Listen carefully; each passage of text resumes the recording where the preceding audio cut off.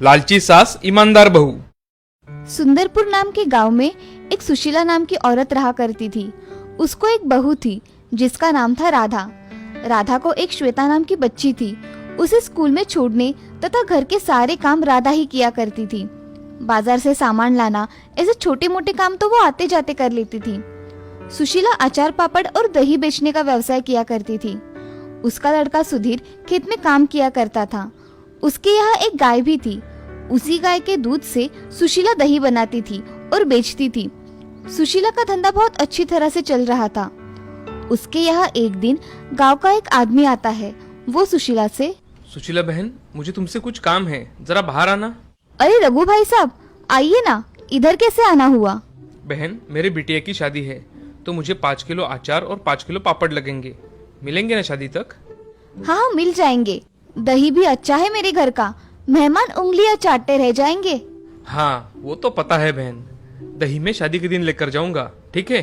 ठीक है भाई साहब, आपके पापड़ कल ही बना के रखूंगी और अचार भी साथ में बनाकर रखूंगी। आप कल आकर लेकर जाना। ठीक है सुशीला बहन, ये लीजिए आपका एडवांस।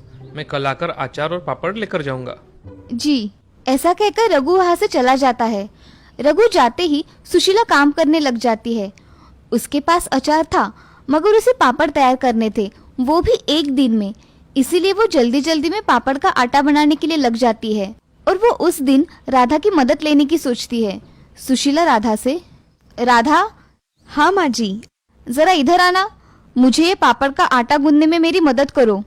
हाँ माँ जी, अभी आई। ऐसा कहकर राधा सुशीला के पास चली जाती है। राधा देखती है कि सुशीला पापड़ के आटे में मसाला थोड़ा कम डाल रही है। तभी राधा सुशीला से, माँ जी, पापड़ के आटे में मुझे लगता है कि मसाला थोड़ा कम हो गया है, थोड़ा और डालिए ना। अरे नहीं बहू, इतना ही ठीक है। ज्यादा डाला तो हमें वो कितने में जाएगा? मगर माँ जी, हम उसके पैसे लेते हैं, ग्राहक हमें पूरे पैसे देते हैं, तो हमें भी हमारा माल अच्छा देना चाहिए ना।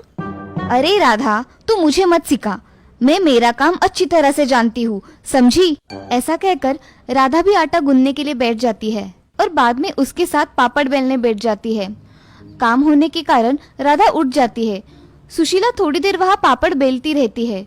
सुशीला 5 किलो के पापड़ बेल लेती है और उसे सुखाने के लिए रखती है। तभी राधा सुशीला को आवाज लगाती है, माँ जी, खाना तैयार है, आ जाइए। हाँ आई। सब खाना खाने बैठ जाते हैं। खाना खाने के बाद सुधीर अपने खेत में क्या क्या करना है इसकी बातें करता है और श्वेता अपने स्कूल की बातें बताती है। अब बातें हो जाने के बाद सभी सोने के लिए चले जाते हैं। सुबह सुशीला सारे पापड़ जमा करके एक बैग में भर देती है और एक बड़ी बरनी में अचार भर देती है। तभी रघु आकर सुशीला से, सुशीला बहन, मेरे अचार और पापड़ तैयार है क्या? जी भाई साहब, आपके पापड़ और अचार तैयार है, ये लीजिए। ऐसा कहकर सुशीला रघु के हाथों में पापड़ की बैग और अचार की बरनी दे देती है। अब रघु बोलता है, बहन, शादी के दिन में 5 किलो दही लेकर जाऊंगा, आप बना के रखना।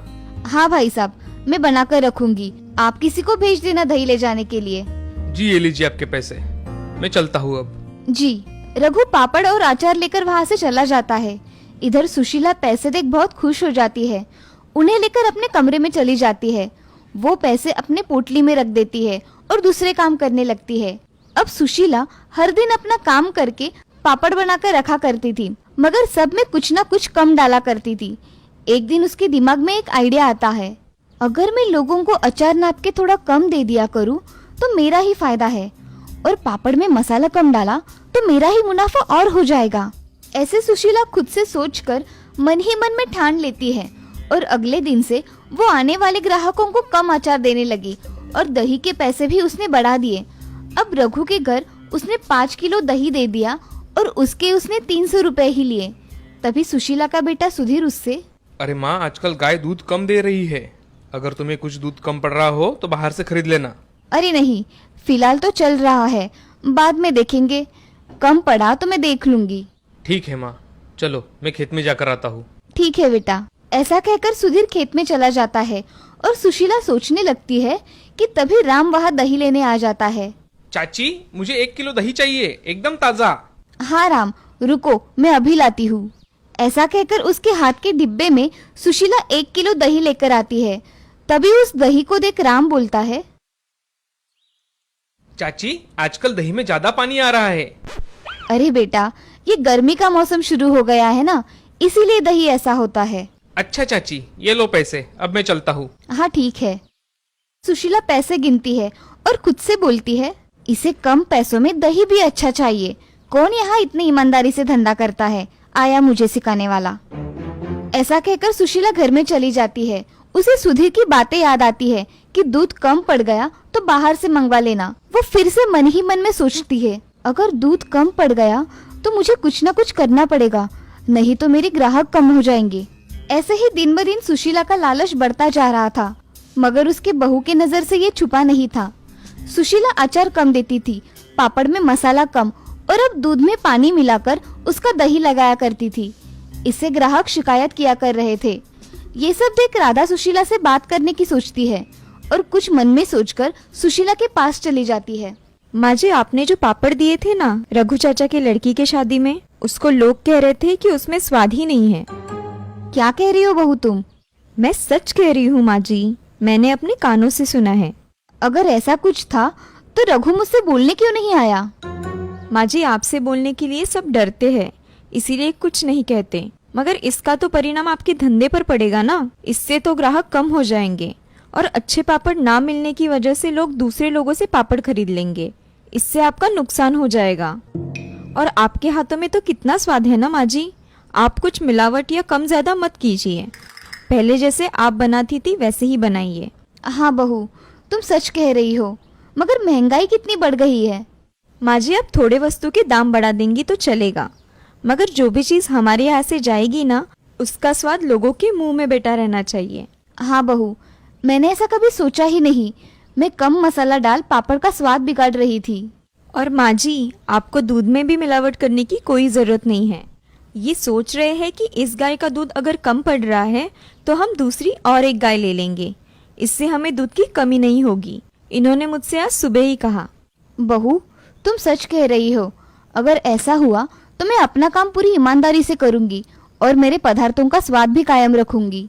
आप अब पैसों को लेकर मन में कभी भी लालच नहीं लाएंगी और मैं हूँ ही आपके साथ।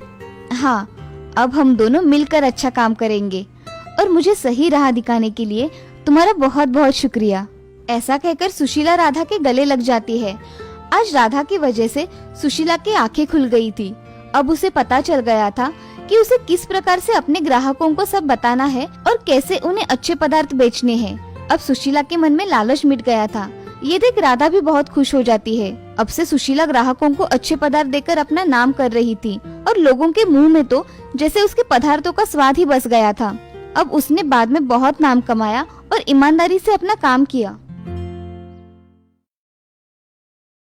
इस कहानी से हमें ये सीख मिलती है कि जिंदगी में कभी भी लालच नहीं करना चाहिए। लालच से हम हमारा ही नुकसान कर लेते हैं। वो कहते हैं ना, लालच बुरी बला होती है।